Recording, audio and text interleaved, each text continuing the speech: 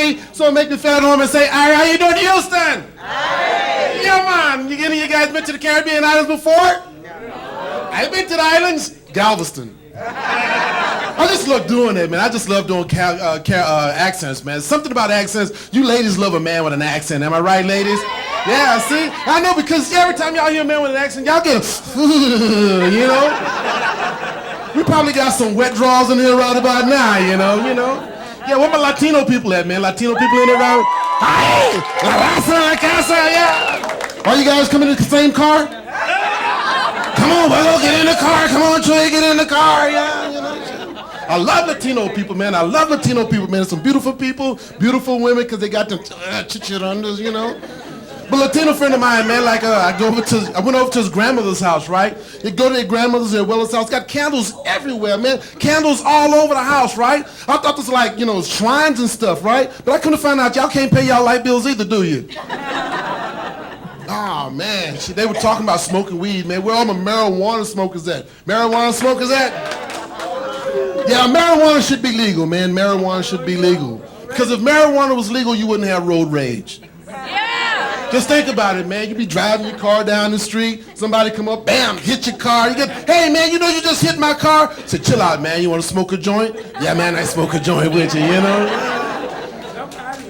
And if marijuana was legal, you wouldn't have speeding. Because every marijuana smoker don't speed. They be like, oh, man, I'm just chilling today, you know?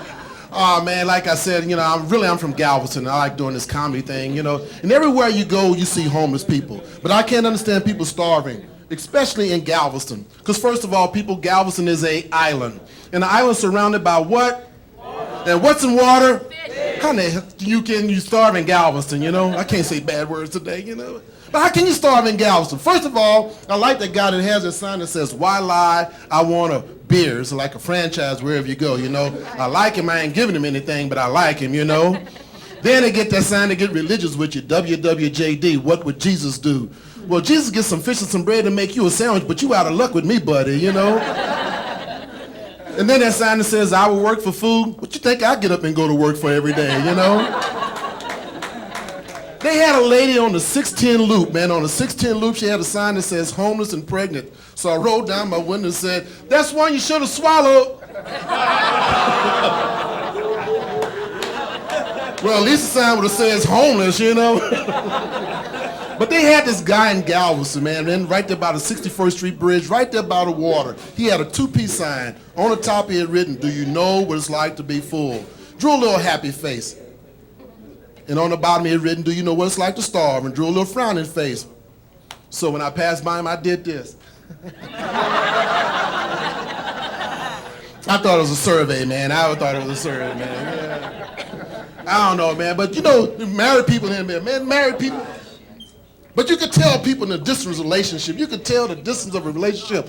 Couples just got together. They always holding hands. They be rubbing all on each other. You see them in Walmart. They got to go down another aisle. They got to kiss each other. See you on the next aisle, baby, you know.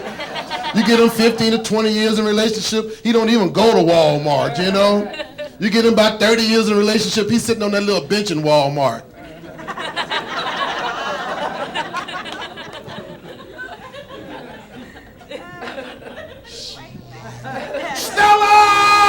Stella, you come on out of here, shoot. But man, I've been married twice, man. I've been married twice, and I can't put 5 years together, you know. But the lady I'm with now, we've been together for 13 years, and 13 years. Don't applaud. You don't know what I'm going through. You don't know what I'm going through. Because right now, I think she's going through them nickel, dimes, and quarters. The change. And if got any ladies in here that's going through the change, been through the change, or know somebody that's going through the change, please come tell me after the show how long this lasts. Because I got penguins walking through the house with overcoats on. It's so cold in my house, man. And you know, last Friday when it was cold, man, she was outside butt naked. Oh, thank you, Lord, thank you. And when I'm at home and I'm not doing comedy, my baby she loves Mexican food. She loves to go eat Mexican food, love margaritas, man. So I'm sitting at home one day, man, waiting on my baby to come home. It's a Friday. She got off from work, so I'm sitting up watching South Park, and she comes home. I see the car, yeah, my baby's home. She comes in, she slams the door, the house rattles. I say, what's wrong? I had a bad day at work. You're watching South Park, and this house is a mess. Whoa. Whoa. I could turn off South Park. I'm cleaning up what I think is my mess, but I don't like being around you when you like this, so I'm getting in the car and I'm going somewhere. Where are you going? I don't know, but I'm getting in the car and I'm going somewhere. Where are you going? I'm getting away from you. That's what I'm doing. You know, she had the audacity to ask, well, can I go with you? Of course, I said, yes, dear, you know. Because that's it. Guys, you got these young guys in here. If you just got with your lady, y'all just been together, you want to make it for some years, the answer is, yes, dear. Yes, dear. Sure, you're right. See? The ladies know that. It's yes, dear. Yes, dear. Sure, you're right. A couple of weeks ago, she was off into this argument, you know. I mean, I'm just into it. I got my rhythm down. Yes, dear. Yes, dear. Sure, you're right. Yes, dear. Yes, dear.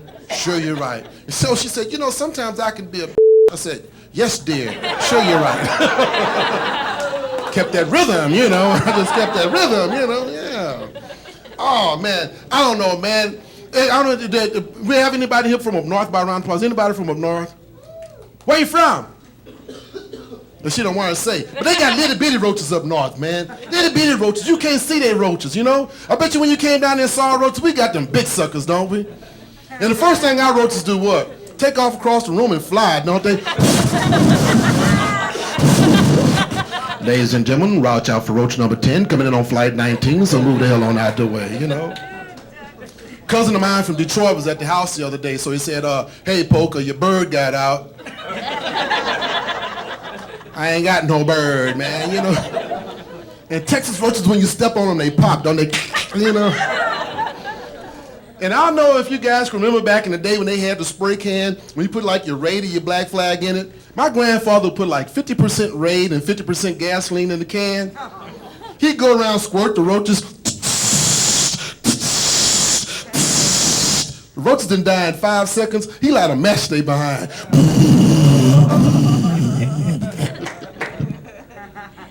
And the one roach that really gets me, man, like you go in your kitchen late at night, you see that one roach on the ceiling, and he take out running, like he gonna get away. And you get your Raid or your Black Flag, you spray him, you gonna nuke him. And Texas roaches take so long to die. You say, I come back and get him in the morning. You come back in the morning, that sucker's still hanging on the wall.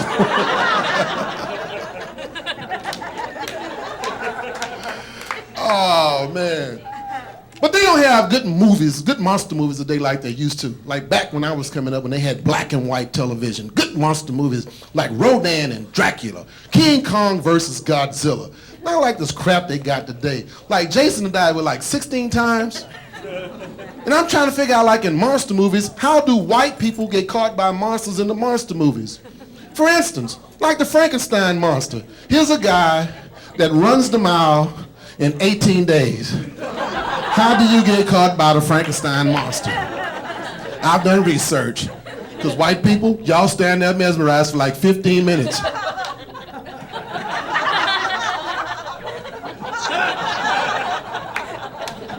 And then you yell, monster!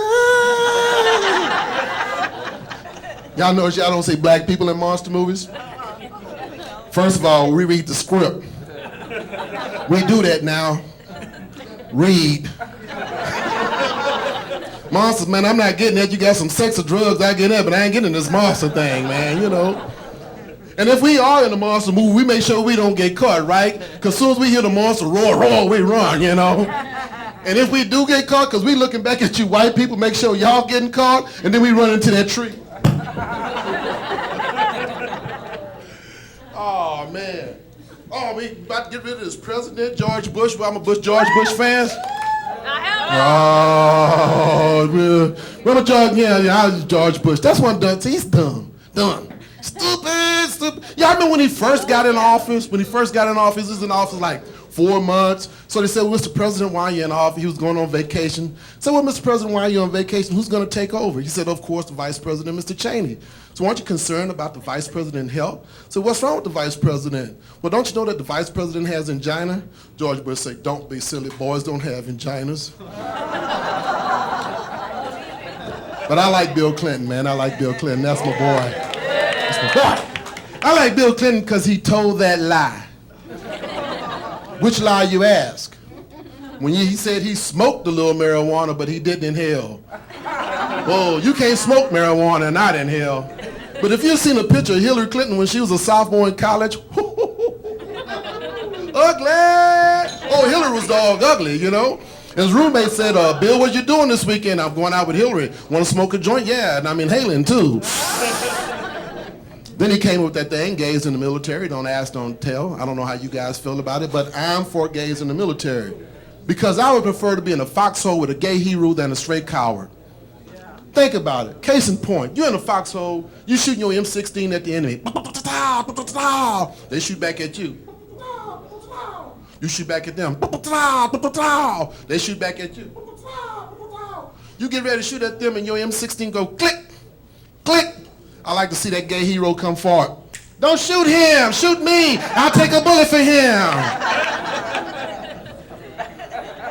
All right, didn't like that one? Okay, guys, just think about this. Let's say you crawling through the jungle and a poisonous snake bites you on your willy. Sergeant, I'll suck the poison out. See, y'all like that one, gays in the military, you know. Oh, man. They got this new law out now that if you've been convicted of being a rapist or a pedophile, they want to put your picture in the front of your yard so everyone in the neighborhood know that you're a rapist or a pedophile.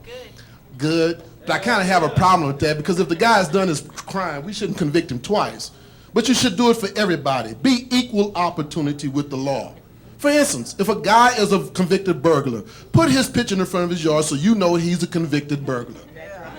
If he's a convicted car thief, put his picture in the front of his yard so you know he's a convicted car thief. If he's an ex-executive for Enron, put his picture in the front of his yard so you know that. If he's a convicted drug dealer, put his picture in front of his yard so you know in the neighborhood where to go to buy your drugs. But the picture I think they should put out in front that's a crime are women who decide to wear open-toed shoes and have ugly feet. And ladies, y'all not honest with your girlfriends if they have ugly feet. They'll be, oh girl, how do I look in these shoes? Y'all be, oh girl, you should look good in those shoes. If you have ugly feet, you have ugly feet.